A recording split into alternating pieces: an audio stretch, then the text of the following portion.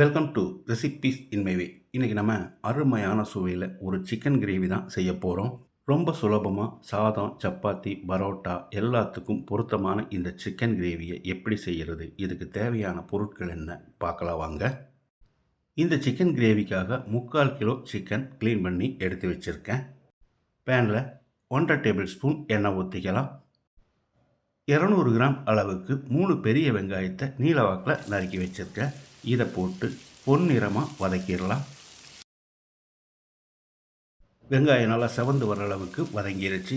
Medium சைஸில் 2 தக்காளியை நறுக்கி வச்சுருக்கேன். இதை போட்டுக்கலாம். இதில் 10 முந்திரி, 10 பாதாமையும் போட்டு தக்காளியை நல்லா மசிகிற அளவுக்கு வதக்கிடலாம்.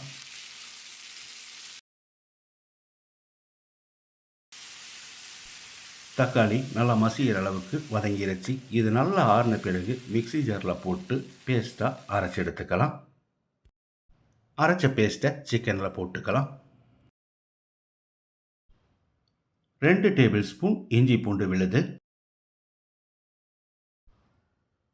150 கிராம் அளவுக்கு கெட்டியான புளிப்பில்லாத தயிர், 3 டீஸ்பூன் உப்பு, 1 டீஸ்பூன் காஷ்மீரி வரமிளகாய்த்தூள், 1 டேபிள் ஸ்பூன் சாதாரண மிளகாய்த்தூள், 2 டேபிள் ஸ்பூன் மல்லித்தூள், 1 டீஸ்பூன் சீரகத்தூள், 1 டீஸ்பூன் கரம் மசாலா, 2 டீஸ்பூன் கசூரி மேத்தி. இது காஞ்ச வெந்தய கீரை தான். இதில் கொஞ்சமாக ஃபுட் கலர் சேர்த்துறேன். இது ஆப்ஷனல் தான். சிக்கனில் மசாலா பிடிக்கிற மாதிரி எல்லாத்தையும் நல்லா கலந்து வச்சுருக்கேன். இது 2 மணி நேரம் மேரினேட் ஆகட்டும். வாணலியில் 2 டேபிள் ஸ்பூன் எண்ணெய் ஊற்றிக்கலாம். நம்ம மேரினேட் பண்ணி வச்சுருந்த சிக்கனை இதில் போட்டுடலாம்.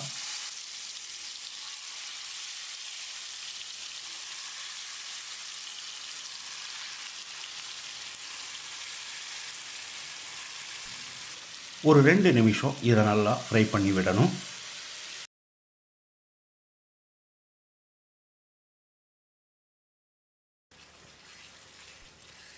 இப்போ இதில் நம்ம மேரினேட் பண்ணி வச்சுருந்த பாத்திரத்தை அலசி தண்ணி ஊற்றிக்கலாம். 1½ கப் அளவுக்கு தண்ணி இருந்தால் மட்டும் போதும். இதை நல்லா கலந்து விட்டுடலாம்.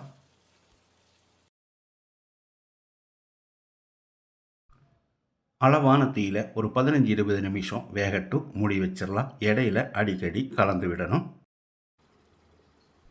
20 நிமிஷம் மூடி வச்சு வேக விட்டுருந்தோம். சிக்கன் நல்லா வெந்திருக்கு. இதில் 1 டீஸ்பூன் கசூரி மேத்தி, பொடியாக நறுக்கின மல்லி இலையும் போட்டுக்கலாம். சிக்கனில் இந்த மாதிரி ஒரு சின்ன கிண்ணத்தை வச்சு அதில் எரியிற கறிக்கட்டையை போட்டுக்கலாம். 1 டீஸ்பூன் நெய் ஊற்றிக்கலாம். ஒரு 3-4 நிமிஷம் இதை மூடி வைக்கணும். எரியிற இந்த கறித்துண்டுக்கு தான் அங்காரான்னு பேர். 4 நிமிஷம் மூடி வச்சுருந்தோம். இப்போ இதை எடுத்துடலாம். அருமையான சுவையில் சாதம், சப்பாத்தி, பரோட்டா, ரொட்டி, நான் எல்லாத்துக்கும் பொருத்தமான சிக்கன் அங்காரா ரெடி ஆயிருச்சு. இதே மாதிரி இதே அளவுகளோடு நீங்களும் செய்து பாருங்கள். இந்த வீடியோ பிடிச்சிருந்தா லைக் பண்ணுங்கள், கமெண்ட் பண்ணுங்கள், ஷேர் பண்ணுங்கள். சப்ஸ்கிரைப் பண்ணாதவங்க சப்ஸ்கிரைப் பண்ணுங்கள். மறக்காமல் பெல் பட்டனை கிளிக் பண்ணுங்கள்.